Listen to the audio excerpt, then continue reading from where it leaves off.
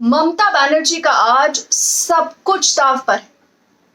बंगाल में मंगलवार को एक लोकसभा और एक विधानसभा की सीट पर उपचुनाव के लिए मतदान हो रहा है और इन उपचुनाव के नतीजे ममता बनर्जी की बहुत हद तक राजनीतिक धाक और उनका भविष्य तय कर सकते हैं। देखिए, अगर दीदी एक भी सीट हार गई तो आगे का सफर बेहद मुश्किल होता चला जाएगा। बीजेपी ममता बनर्जी को सांस नहीं लेने देगी। बीजेपी किसी भी कीमत पर यह चुनाव जीतना चाहेगी और ममता बनर्जी को किसी भी कीमत पर यह उपचुनाव बचाना है। 2019 की बात करते हैं। अब 2019 के लोकसभा चुनाव में बीजेपी ने 18 सीटें जीती, बड़ी सफलता मिली, या यूं कहें कि ममता बनर्जी के गढ़ में बड़ी सेंध कर दी। लेकिन विधानसभा चुनाव में ममता बनर्जी ने बाजी पलट दी और टीएमसी के अपने शब्दों में बीजेपी को उन्होंने उसकी औकात दिखा दी। अब बीजेपी को एक तरफा करारी मात मिली और वो भी तब जब पार्टी ने पूरी ताकत लगा दी। तो ऐसे में उपचुनाव बेहद निर्णायक है। अभी तक कह सकते हैं कि स्कोर बराबर है। अब इतना जरूर कहा जाएगा कि बंगाल सुप्रीमो ममता बनर्जी को अपनी पार्टी को अब पहले से ज्यादा मजबूत करना होगा। अपने किले को बचाने के लिए उनको लड़ाई लड़नी पड़ रही है और आगे ये लड़ाई और कठिन होगी। उनकी राष्ट्रीय महत्वाकांक्षाएं हैं, नेशनल एम्बिशन है। सामने 2024 है जिसमें बीजेपी ममता बनर्जी को पटकने के लिए किसी भी हद तक जाएगी। अब ममता बनर्जी है कि हारती नहीं और बीजेपी है कि छोड़ती नहीं। अब इसलिए भी ये उपचुनाव बेहद महत्वपूर्ण है क्योंकि इससे पता चलेगा कि टीएमसी का जादू बरकरार है या फिर बीजेपी इस उपचुनाव से अपना परचम नए सिरे से बंगाल में लहराएगी। अब बीजेपी बंगाल में कब्जा जमाना चाहती है, जबकि बंगाल बचाने के लिए ममता बनर्जी बाकी बड़े राज्यों में विस्तार करने में लगी हैं। उनके मंसूबे एकदम साफ हैं, नरेंद्र मोदी का राष्ट्रीय विकल्प बनना। लेकिन 5 राज्यों के चुनाव नतीजे आने के बाद से ममता बनर्जी के लिए लगातार चुनौतियां खड़ी होती जा रही। पहले तो देखिए, गोवा में 0 रिजल्ट, उसके बाद पंजाब में जिस तरह आम आदमी पार्टी की जीत हुई उससे उनके नेशनल प्लान को झटका लगा है।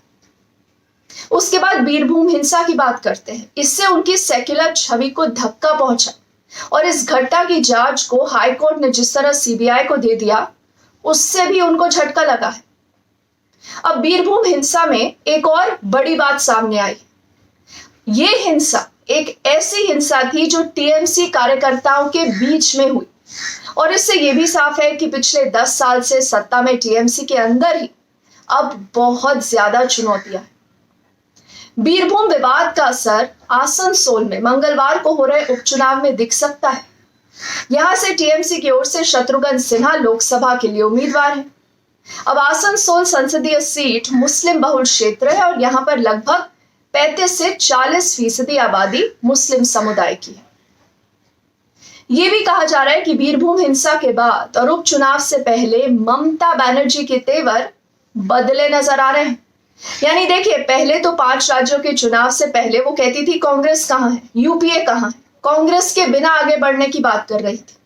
लेकिन अब ममता बनर्जी एक यूनाइटेड ऑपोजिशन की बात करती है। बीरभूम हिंसा तृणमूल कांग्रेस नेता और पश्चिम बंगाल की मुख्यमंत्री ममता बनर्जी के लिए एक नई तरह की चुनौती भी लेकर आया है, क्योंकि पिछले 10 साल में पहली बार उनकी सेक्युलर छवि पर सवाल उठे और इसी के बल पर आपको याद होगा वो हमेशा भाजपा पर आक्रमण करती थी। अब बीरभूम हिंसा के बाद हो रहे इस उपचुनाव में क्या होगा? क्या ममता ये चुनाव जीतेंगी या नहीं? बीजेपी के हो रहे लगातार वार से ममता क्या घबराने लगी है? आपने देखा होगा रामनवमी पर दोनों पार्टियों में जैसे होड़ नजर आए। पश्चिम बंगाल के नादिया में भी एक नाबालिग लड़की की मौत की घटना ने राज्य की राजनीति में उबाल ला दिया है। अब आरोप यह लग रहा है कि लड़की के साथ रेप हुआ। इस मामले में आरोपी टीएमसी नियंत्रित पंचायत के एक सदस्य हैं समृद्ध गायली। उनका बेटा ब्रज गोपाल को पुलिस ने गिरफ्तार किया। लेकिन सीएम क्या कहती हैं?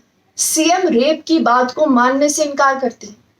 ममता बनर्जी कहती है कि ऐसा दिखाया जा रहा है कि नाबालिग लड़की की रेप की वजह से मौत हुई है, लेकिन वो ये पूछती है कि क्या आप इसे रेप कहेंगे या वो गर्भवती थी या कोई लव अफेयर था। अब जाहिर है उनके इस विवादित बयान को लेकर भी बहुत सवाल उठ रहे हैं। बीजेपी भी उनको कटघरे में खड़ा कर रही है। और देखिए, बीजेपी के लिए बंगाल एक ऐसा प्रदेश है जहां वो लगातार अपना विस्तार करने में जुटी हुई है। क्या ममता बनर्जी बीजेपी को रोक पाएगी?